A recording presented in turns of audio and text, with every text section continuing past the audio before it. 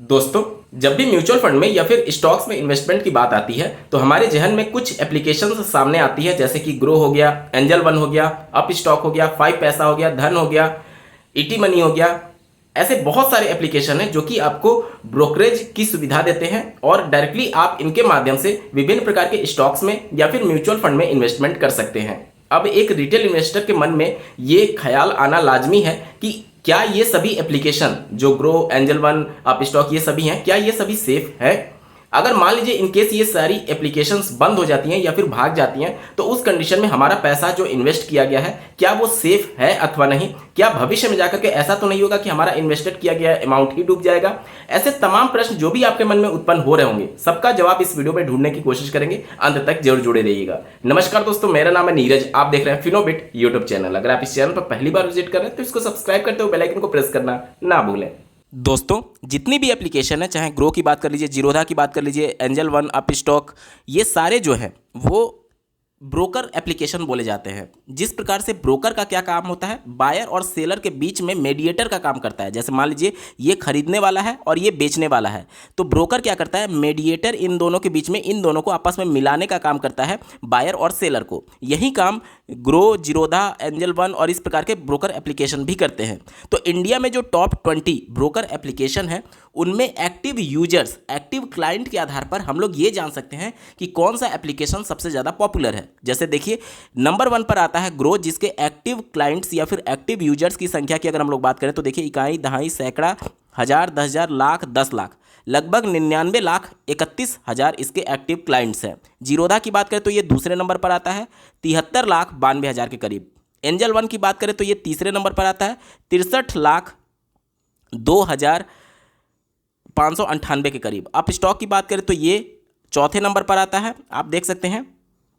और इसके active users की बात करें तो 25,55,000 के करीब है। उसके बाद से ICICI direct, Kotak securities, HDFC securities, Motilal Oswal, SBI securities, Paytm money, शेर खान, उसके बाद से फाइव पैसा, धन, उसके बाद से ये सभी ब्रोकर एप्लीकेशन आते हैं। तो टॉप 20 में से किसी एक ब्रोकर के साथ आप इन्वेस्टमेंट स्टार्ट कर सकते हैं। नो डाउट कोई भी पहला इन्वेस्टर होगा जो रिटेल इन्वेस्टर है, वो पहली बार अगर इन्वेस्ट करने जा रहा है तो जाहिर सी बात है वो ऐसे एप्लीकेशन को चुनेगा जिस पर सबसे ज़्यादा लोग विश्वास कर रहे हैं या फिर जिसके सबसे ज़्यादा एक्टिव क्लाइंट्स हैं। तो नो डाउट लोगों की पहली पसंद जब भी आती है तो वो ग्रो को लेकर के अपना इन्वेस्टमेंट स्टार्ट करते हैं। वहीं अगर बात करें तो इसके भी एक्टिव यूजर्स की संख्या कम नहीं है। हालांकि थोड़ा सा यहाँ पर डिफरेंस देखने को मिल सकता है इनके यूजर इंटरफेस में। किसी को जीरोधा का पसंद आता है, किसी को ग्रो का पसंद आता है, किसी को एंजल वन का पसंद आता है। तो वो वेरी करता है पर्सन टू पर्सन, और ये सब्जेक्टिव मैटर है कि आपको किसका यूजर इंटरफेस ज़्यादा पसंद आ रहा है। तो यहाँ पर अलग अलग एप्लीकेशन में अलग अलग सुविधाएं आपको ऑफर की जाती है ताकि ज़्यादा से ज़्यादा यूजर्स अट्रैक्ट हों। लेकिन ज़्यादा एक्टिव क्लाइंट्स के मामले में ग्रो नंबर 1 पर है, इसलिए ग्रो की तरफ ज़्यादा लोग अट्रैक्ट होते हैं। तो अब हम लोग देखते हैं कि क्या ग्रो, जीरोधा, एंजल वन, इन सभी से जो हम लोग इन्वेस्टमेंट स्टार्ट करने वाले हैं वो सेफ है अथवा नहीं। दोस्तों, सबसे पहले ये जानते हैं कि ये जो एप्लीकेशन होते हैं जैसे ग्रो, एंजल वन, फाइव पैसा, धन, ईटी मनी, ये सभी काम क्या करते हैं। तो ये सभी एप्लीकेशन जो होते हैं वो ब्रोकर एप्लीकेशन के तौर पर जाने जाते हैं। अब ब्रोकर क्या होता है, तो कोई भी बायर या फिर सेलर जो है उनके बीच में मीडिएटर का काम ये एप्लीकेशन करती है। ये बायर है यानी खरीदने वाला, और ये सेलर है यानी कि बेचने वाला। इन दोनों को आपस में मिलाने का काम ये ब्रोकर एप्लीकेशन करते हैं। इनका काम सिर्फ और सिर्फ इतना ही है, ठीक है। अब ध्यान से समझिएगा, ये मान लीजिए बायर है यानी कि रिटेल इन्वेस्टर, ठीक है, रिटेल इन्वेस्टर है, और ये मान लीजिए कि सेलर है जो कि आपको क्या सेल कर रहा है, यूनिट सेल कर रहा है। या फिर अगर आप स्टॉक्स में इन्वेस्ट कर रहे हैं तो स्टॉक्स आपको शेयर यानी कि स्टॉक मार्केट के अंतर्गत जो भी आपके शेयर्स हैं वो आपको सेल कर रहा है, ठीक है। यानी कि ये क्या है, ये आपका सेलर है, और ये क्या था, ये आपका बायर था। तो इन दोनों को मिलाने का काम ये जो एप्लीकेशन होते हैं वो करते हैं, जिसे ब्रोकर कहते हैं। यानी बायर और सेलर के बीच का मीडिएटर जो है वहीं ये ब्रोकर एप्लीकेशन सर्विसेज प्रोवाइड करते हैं। ये तो ठीक है कि ये ब्रोकर होते हैं, लेकिन क्या ये ब्रोकर सभी सेफ हैं अथवा नहीं। तो जैसा कि आपको ज्ञात होगा कि भारतीय संसद के द्वारा एक्ट के तहत सेबी को इस्टेब्लिश किया गया security and exchange board of India, भारतीय प्रतिभूति एवं विनिमय बोर्ड। ये काम क्या करती है, तो ये जितनी भी स्टॉक्स से रिलेटेड इन्वेस्टमेंट या फिर परचेज सेल होता है उसको रेगुलेट करने का काम करती है। जितनी भी ब्रोकरेज एप्लीकेशन होते हैं, जितने भी एक्सचेंजेज होते हैं, जितने भी डिपॉजिटरीज होती हैं, वो सारी रेगुलेट होती हैं सेबी के माध्यम से। और सेबी इस्टेब्लिश कैसे की गई थी? भारतीय संसद से कानून बना करके ये इस्टेब्लिश किया गया है। आप इनके ऑफिशियल वेबसाइट में भी देखेंगे तो sebi.gov.in है, यानी कि गवर्नमेंट वेबसाइट, ये आप समझ सकते हैं, ठीक है। यानी सीधे तौर पर गवर्नमेंट इनको रेगुलेट कर रही है। तो पूरी तरीके से स्टॉक मार्केट हो या फिर म्यूचुअल फंड हो, वो पूरी तरीके से सेफ है क्योंकि सेबी इन सबको रेगुलेट कर रही होती है। अब चलिए, ये तो बात हो गई। अब एक बार बात कर लेते हैं कि जिस भी एप्लीकेशन का हम यूज करने जा रहे हैं इन्वेस्ट करने के लिए, वो सेफ है अथवा नहीं। तो इसको आप सेबी की ऑफिशियल वेबसाइट से कंफर्म कर सकते हैं कि जो भी ब्रोकरेज एप्लीकेशन का आप यूज करने जा रहे हैं, क्या वो रजिस्टर्ड है अथवा नहीं। तो देखिए, इंडिया में जो रजिस्टर्ड स्टॉक ब्रोकर हैं उनका लिस्ट यहाँ पर दिया गया है। ये सेबी की ऑफिशियल वेबसाइट पर आप देख पा रहे होंगे, सब कुछ लाइव चल रहा है। और यहाँ पर देखिए, अल्फ़ाबेटिकल क्रम में इनको, ऑर्डर क्रम में इनको अरेंज किया गया है कि कितने यहाँ पर टोटल ब्रोकर हैं। जैसे मैं मान लीजिए जो सबसे ज़्यादा पॉपुलर था ग्रो, तो ग्रो पर जाने के लिए या फिर ग्रो नाम से सर्च करने के लिए डायरेक्टली जो जी अल्फ़ाबेट दिया गया इस पर हम लोग क्लिक कर देते हैं। यहाँ पर स्क्रीन पर आप देख सकते हैं Groww Invest Tech Private Limited, और इसका रजिस्ट्रेशन नंबर आप देख सकते हैं। और साथ ही साथ जो हमारे देश में 2 एक्सचेंज है, बॉम्बे स्टॉक एक्सचेंज जिसे आप बीएसई के नाम से जानते हैं, उनके साथ भी इनका रजिस्ट्रेशन है। और दूसरा एक्सचेंज जो नेशनल स्टॉक एक्सचेंज है जिसे आप एनएसई के नाम से जानते हैं, उनके साथ भी इनका रजिस्ट्रेशन है। और रजिस्ट्रेशन नंबर आप देख सकते हैं। ये सब कुछ जो सेबी है उसकी ऑफिशियल वेबसाइट पर आप देख पा रहे होंगे। तो आप अब आंख बंद करके विश्वास कर सकते हैं, ग्रो जो है वो एक रजिस्टर्ड ब्रोकर है सेबी के साथ। और सेबी क्या है? भारतीय संसद से कानून पास होने के बाद से एस्टेब्लिश किया गया है, जो कि रेगुलेट करने का काम करती है शेयर मार्केट और म्यूचुअल फंड को, और उससे रिलेटेड इंस्ट्रूमेंट्स को, और उससे रिलेटेड जितनी भी फर्म्स होती हैं, एजेंसीज होती हैं, उनको रेगुलेट करती है सेबी, ठीक है। तो ग्रो जो है इनके साथ रजिस्टर्ड है। इसके अलावा 5 पैसा की बात कर लें, धन को बात कर लें, आप स्टॉक की बात कर लें, एंजल वन की बात कर लें, इन सबको आप सेबी की ऑफिशियल वेबसाइट पर जाकर के कंफर्म कर सकते हैं। यहाँ पर जो सबसे ज़्यादा पॉपुलर था ग्रो, उसके बारे में मैंने आपको दिखाया, ठीक है। चलिए, यहाँ तक तो चीज़ें बिल्कुल स्पष्ट हो चुकी हैं कि इस प्रकार की जो भी एप्लीकेशन होती हैं वो बिना रजिस्ट्रेशन के सर्विसेज नहीं दे सकती, यानी इनके माध्यम से इन्वेस्टमेंट करना सेफ हो सकता है। अब आपके मन में सवाल आएगा कि हम इन एप्लीकेशन का यूज ही क्यों करें? अगर हमें म्यूचुअल फंड में इन्वेस्ट करना है, जैसे HDFC mutual fund, ICICI prudential mutual fund, DSP mutual fund, SBI mutual fund, या फिर अन्य जितनी भी एमसीज होती हैं जिनके म्यूचुअल फंड है, तो क्यों ना हम उनकी डायरेक्टली ऑफिशियल वेबसाइट पर जाकर के इन्वेस्टमेंट करें? इसके 2 रीजन है कि क्यों लोग उनकी वेबसाइट पर जाने से अच्छा प्रेफर ये करते हैं कि ये इन एप्लीकेशन, ब्रोकरेज एप्लीकेशन का यूज करें। पहला रीजन क्या है? ध्यान से सुनिएगा। किसी भी एएमसी की ऑफिशियल वेबसाइट पर जाएंगे तो उस एएमसी से रिलेटेड जितने म्यूचुअल फंड होंगे बस वहीं आपको दिखाया जाएगा। जैसे मान लीजिए आप एचडीएफसी म्यूचुअल फंड के ऑफिशियल वेबसाइट पर जाते हैं तो एचडीएफसी का जितना भी म्यूचुअल फंड होगा, चाहे HDFC small cap mutual fund, HDFC large and mid cap mutual fund, HDFC flexi mutual fund, तो जितनी भी एचडीएफसी एमसी के म्यूचुअल फंड होंगे सिर्फ वहीं उनकी वेबसाइट पर दिखाए जाएंगे और उन वेबसाइट के माध्यम से सिर्फ उसी में आप इन्वेस्टमेंट कर सकते हैं। लेकिन जब भी आप किसी पर्टिकुलर म्यूचुअल फंड में इन्वेस्ट करना चाहते हैं तो जाहिर सी बात है आप प्रॉपर रिसर्च करते हैं कि कौन सा म्यूचुअल फंड किस कैटेगरी में अच्छा परफॉर्म कर रहा है। तो ये आपको कंपैरिजन करना उस वेबसाइट के माध्यम से आप नहीं कर सकते। क्यों? क्योंकि उस वेबसाइट पर पर्टिकुलर किसी एक एएमसी की वेबसाइट पर सिर्फ उसी कंपनी का म्यूचुअल फंड लिस्ट होगा, किसी दूसरी कंपनी का लिस्ट नहीं होगा, क्योंकि कोई भी एएमसी नहीं चाहती है कि हमारा जो यूजर है वो किसी दूसरी एएमसी में पैसे इन्वेस्ट करे, ठीक है। तो पहला तो आपको नुकसान ये हो जाता है कि आप उनकी वेबसाइट पर अगर इन्वेस्टमेंट करने जाते हैं तो केवल उसी कंपनी का केवल म्यूचुअल फंड आपको दिखाया जाएगा।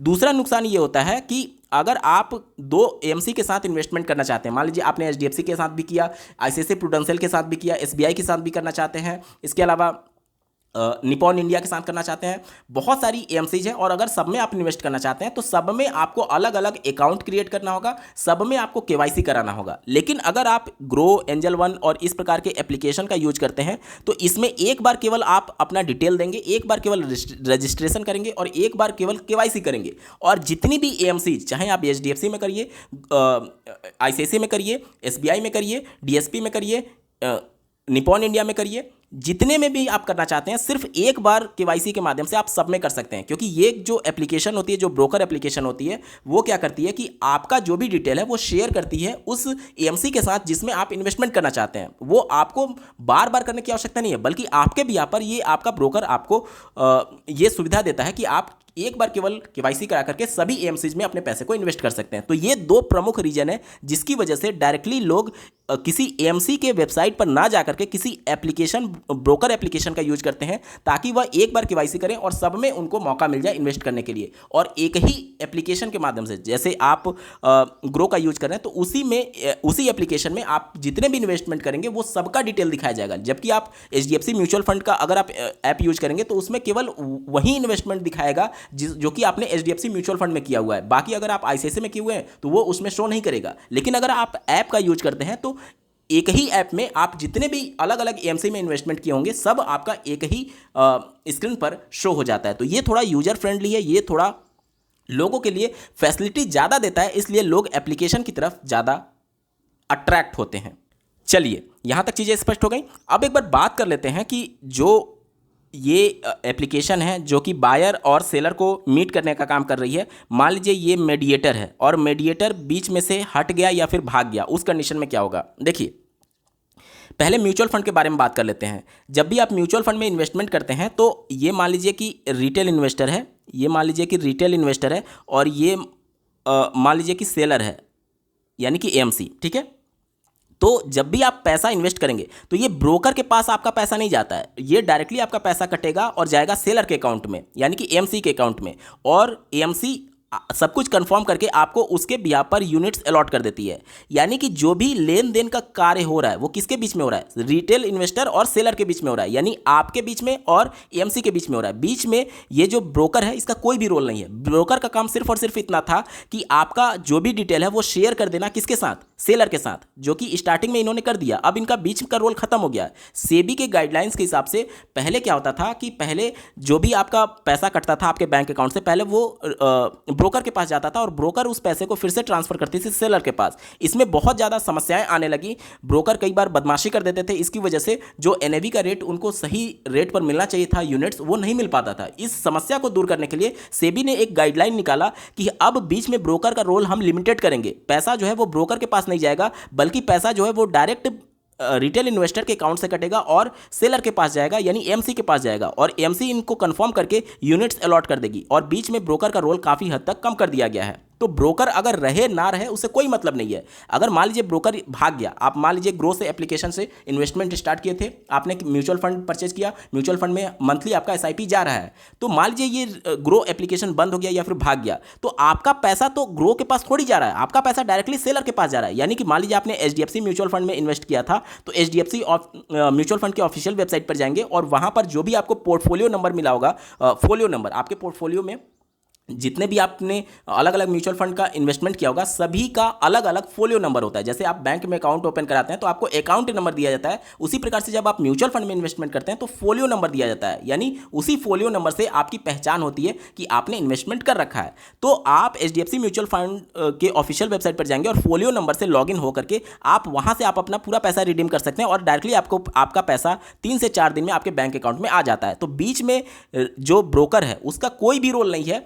आप ब्रोकर एप्लीकेशन भाग जाता है, बंद हो जाता है, तो भी आप अपना पैसा डायरेक्टली एएमसी के माध्यम से अपने बैंक अकाउंट में रिडीम कर सकते हैं, यानी निकाल सकते हैं। ठीक है, तो म्यूचुअल फंड वाले तो बिल्कुल निश्चिंत रहें, उनको लेकर के कोई भी घबराने की आवश्यकता नहीं है। जो भी ब्रोकर है उसका कोई भी रोल नहीं है आपके इन्वेस्टमेंट को लेकर के। अब बात कर लेते हैं जो स्टॉक्स में डायरेक्टली इन्वेस्टमेंट करते हैं उनका कैसे होगा। तो देखिए, यहाँ पर मान लीजिए कि बायर है और यहाँ पर मान लीजिए सेलर है, ठीक है, और बीच में मीडिएटर है जो कि इस प्रकार के एप्लीकेशन है, ग्रो हो गया, ये सभी हो गया। तो डायरेक्टली ग्रो का यूज करते हुए आप स्टॉक में भी इन्वेस्टमेंट कर सकते हैं, यानी कंपनी के डायरेक्टली शेयर परचेज कर सकते हैं। अब यहाँ पर एक बार समझते हैं कि मान लीजिए ये एप्लीकेशन बंद हो गया, हम डायरेक्ट स्टॉक्स में इन्वेस्टमेंट करते थे, उस कंडीशन में क्या होगा। तो जो भी आपका ग्रो एप्लीकेशन में आपके शेयर्स दिखाए जाते हैं एक्चुअली में वो डिजिटल फॉर्म में होते हैं। ग्रो एप्लीकेशन क्या करती है कि जिस प्रकार से आपके बैंक अकाउंट में आपका डिजिटल फॉर्म में पैसा सुरक्षित रहता है, उसी प्रकार से जब भी आप स्टॉक्स में इन्वेस्टमेंट करने जाते हैं तो उसके लिए आपको डीमैट अकाउंट ओपन कराना पड़ता है। डीमैट अकाउंट का फुल फॉर्म होता है डीमैटेरियलाइज्ड अकाउंट। इसमें क्या होता है कि जिस प्रकार से बैंक अकाउंट में आपका डिजिटल फॉर्म में पैसे हैं, उसी प्रकार से डीमैट अकाउंट में डिजिटल फॉर्म में आपका कंपनी का शेयर्स रखा होता है। तो जो ये ब्रोकरेज एप्लीकेशन है वो क्या काम करती है कि आपको आपके इंटरफेस में, यानी कि जो इनका एप्लीकेशन है उनके होम पेज पर आपको आपका दिखा देती है कि इतना आपने इतना पैसा इन्वेस्ट किया है और इतने शेयर्स आपको मिले हुए हैं, वो डिजिटल फॉर्म में होता है। लेकिन एक्चुअली वो इनके डीमैट अकाउंट में तो है, लेकिन वो केवल डिजिटल फॉर्म में है। वो शेयर्स जो हैं वो एक्चुअली डिपॉजिट किसके पास होते हैं? वो दो डिपॉजिटरी हमारे देश में है, पहला CDSL और दूसरा NSDL। ये दोनों डिपॉजिटरी के पास एक्चुअली में आपका शेयर एक तरीके से सेफ रहता है। आपको ग्रो एप्लीकेशन में वो शो जरूर करेगा, लेकिन वो डिजिटल फॉर्म में होता है। एक्चुअली में जो शेयर्स होते हैं वो CDSL और NSDL के पास ही सुरक्षित रहते हैं। मान लीजिए कि आपने किसी पर्टिकुलर XYZ कंपनी के स्टॉक्स में इन्वेस्टमेंट किया था, शेयर आपने परचेज किया था, और ये मान लीजिए ग्रो है जो कि ब्रोकर का काम कर रही है, और ये मान लीजिए कि बीच से हट गई या फिर भाग गई या फिर अपनी सर्विसेज बंद कर देती है। तो चूंकि आपका जो शेयर था वो किसके पास है? वो CDSL और NSDL के पास है। तो उस कंडीशन में आप किसी दूसरे एप्लीकेशन का यूज करेंगे, डीमैट अकाउंट नया ओपन करेंगे, और उस कंडीशन में CDSL और NSDL जिसके पास भी आपका शेयर होगा उनसे ऑनलाइन आप रिक्वेस्ट जनरेट करेंगे कि आपका शेयर इस डीमैट अकाउंट में ट्रांसफर कर दिया जाए। तो उस कंडीशन में आप जो नया डीमैट अकाउंट ओपन किए हैं उसमें पूरा शेयर आपका ट्रांसफर कर दिया जाता है। यानी बीच में कोई भी ब्रोकर एप्लीकेशन हो या फिर ब्रोकरेज हो, अगर हट जाता है तो भी आपका शेयर जो है वो उनके पास नहीं था, बल्कि CDSL और NSDL के पास था, जो कि पूरी तरीके से सुरक्षित है। और ये भी किससे रेगुलेट हो रही है? ये रेगुलेट हो रही है सेबी के माध्यम से। तो पूरा जो आपका शेयर है वो पूरी तरीके से सुरक्षित होता है। आपको बिल्कुल भी घर बनाने की आवश्यकता नहीं है। आपका ये डीमैट अकाउंट मान लीजिए बंद हो गया ग्रो के साथ, लेकिन दूसरे एप्लीकेशन के साथ आप डीमैट अकाउंट ओपन करा करके CDSL और NSDL से ऑनलाइन रिक्वेस्ट जनरेट कर सकते हैं अपना पैसा, यानी कि अपना जो शेयर्स है वो ट्रांसफर करने के लिए नए डीमैट अकाउंट में। ठीक है, यहां तक चीजें क्लियर हो गई। चलिए, अब ये तो बात हो गई शेयर के बारे में कि शेयर आपका ट्रांसफर हो जाता है। अब मान लीजिए कि आप ट्रेडिंग कर रहे हैं और ट्रेडिंग करने के लिए आपको पैसे इनके एप्लीकेशन में मूव करना होता है, यानी आप उनके एप्लीकेशन में पैसे रखेंगे तभी तो ट्रेड कर पाएंगे। तो उस कंडीशन में मान लीजिए आपका पैसा था ट्रेडिंग अकाउंट में, डीमैट अकाउंट में आपने पैसे जोड़े थे ताकि ट्रेडिंग कर पाएं, इंट्राडे ट्रेडिंग जो होता है। अब मान लीजिए कि वो पैसे आपके वहां पर पड़े हुए हैं और उस कंडीशन में वो एप्लीकेशन बंद हो गई या फिर भाग गई। उस कंडीशन में क्या होगा? ध्यान से सुनिएगा। जिस प्रकार से आपका बैंक में जो पैसा है उस पर 5 लाख का आपका इंश्योरेंस होता है कि बैंक अगर बैंक करप्ट होती है, भाग जाती है या फिर बंद होती है, तो 5 लाख तक का पैसा आपको रिफंड कर दिया जाएगा, आपको वापस कर दिया जाएगा। अगर मान लीजिए आपके सेविंग बैंक अकाउंट में 10 लाख रुपए थे और आपका बैंक बंद हो गया, बैंक करप्ट हो गया, तो 5 लाख तो आपको मिल जाएगा, क्योंकि आपके पैसे पर 5 लाख तक का इंश्योरेंस होता है, और 5 लाख आपका डूब जाएगा। समझदार लोग क्या करते हैं कि 10 लाख मान लीजिए उन्हें पैसे रखने हैं बैंक में या फिर 20 लाख रखने हैं, तो वो 2-3 बैंक अकाउंट ओपन कराते हैं, क्योंकि हर बैंक अकाउंट पर उनको 5 लाख का इंश्योरेंस मिलता है। तो मान लीजिए कि कोई 10 लाख रखना चाहता है तो दो बैंक अकाउंट ओपन करा लेता है, 5 लाख एक बैंक में, दूसरे बैंक में 5 लाख। तो दोनों, अगर मान लीजिए बैंक डूबती है तो उस कंडीशन में क्या होगा कि एक बैंक से 5 लाख और दूसरे बैंक से 5 लाख का उनका इंश्योरेंस है, तो उस हिसाब से पूरा पैसा उनका सुरक्षित हो जाता है। इसी के तर्ज पर सेबी ने भी एक गाइडलाइन निकाला हुआ है कि जो भी रिटेल इन्वेस्टर्स अपने पैसे अगर वो रखे हैं किसी डीमैट अकाउंट में ट्रेडिंग करने के लिए, तो अधिकतम 25 लाख तक उनका पैसा जो है वो सुरक्षित रहता है इन्वेस्टर प्रोटेक्शन फंड के अंतर्गत। IPF फंड होता है सेबी के पास, जो कि टोटल 25 लाख तक एक रिटेल इन्वेस्टर के डीमैट अकाउंट के पैसे को सुरक्षित रखता है, इंश्योर करके रखता है। यानी कि अगर आप एक रिटेल इन्वेस्टर हैं और आपने डीमैट अकाउंट में 25 लाख या फिर इससे ज़्यादा रखा है, तो 25 लाख तक आपके पैसे की सिक्योरिटी है। सेबी आपको इंश्योर करता है कि अगर आप ये डीमैट अकाउंट बंद होता है या फिर ब्रोकरेज भाग जाती है, तो उस कंडीशन में 25 लाख आपका पूरी तरीके से सुरक्षित है। मान लीजिए कि कोई 1 करोड़ से ट्रेडिंग करना चाहता है, तो क्या करते हैं, ऐसे 3-4 डीमैट अकाउंट ओपन कराते हैं 25-25 लाख, और इस हिसाब से पूरा 1 करोड़ उनका सेफ हो जाता है अगर वो ब्रोकरेज एप्लीकेशन भागती है या फिर बंद होती है। हालांकि ये सभी चीज़ें हाइपोथेटिकल है, कोई भी ब्रोकरेज एप्लीकेशन ना तो बंद होगी ना तो भागेगी, क्योंकि भागने से पहले उनको सेबी के हिसाब से सारी क्राइटेरिया को फुलफिल करना होगा। बंद हो नहीं सकती, क्योंकि दूसरे AMC को या फिर दूसरे ब्रोकरेज एप्लीकेशन को उनको टेक ओवर करने के लिए ऑफर किया जाता है, और इस प्रकार से कई टेक ओवर पहले भी हो चुके हैं। तो बंद होने और भागने का तो सवाल नहीं है, लेकिन रिटेल इन्वेस्टर्स के मन में इस प्रकार की शंका बनी रहती है। इस हिसाब से मैं आपको वीडियो में समझाने की कोशिश कर रहा हूं। ठीक है, तो जितने भी आप सर्विसेज यूज करके ब्रोकरेज एप्लीकेशन की सर्विसेज को यूज करके चाहे म्यूचुअल फंड में इन्वेस्ट करें या फिर स्टॉक्स में इन्वेस्ट करें, म्यूचुअल फंड और स्टॉक्स में इन्वेस्ट किया गया पैसा पूरी तरीके से सुरक्षित है सेबी के रेगुलेशन के अंतर्गत वो सब कुछ चीज़ें हो रही हैं और ब्रोकरेज एप्लीकेशन बंद होती है, भाग जाती है, उस कंडीशन में भी आपका पैसा पूरी तरीके से सुरक्षित है। सारी कंडीशंस मैंने आपको समझाने की कोशिश की है। दोस्तों, आपको ये वीडियो कैसा लगा कमेंट के माध्यम से जरूर बताइएगा और ऐसे ही महत्वपूर्ण अपडेट के लिए इस चैनल को सब्सक्राइब करना ना भूलें। इस वीडियो को देखने के लिए आपका बहुत बहुत धन्यवाद। भगवान करे आपका दिन शुभ हो।